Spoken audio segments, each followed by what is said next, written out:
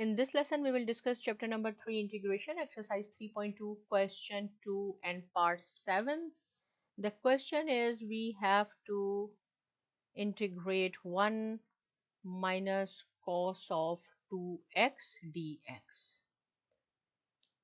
Right, first of all, I will show you that sine square x equal to 1 minus cos of 2x divided by 2. You should know the formulas in order to do the integration. So this is sine square x. I have put x because here we have used the variable x.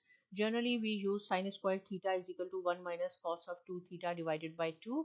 So 1 minus cos of 2x is available here, but we do not have 2. So no, we will cross multiply. 2 sine square x is equal to 1 minus cos of 2x. So instead of this 1 minus cos of 2x, we can write down 2 sine square x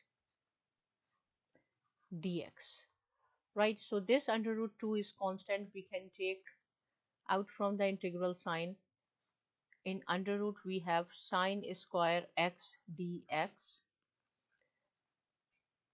and this, see, sine square, so this square will cancel the under root, so we have only sine of x dx. And we have learned in part number 6 that the integral of sine of x equal to minus cos of x plus c.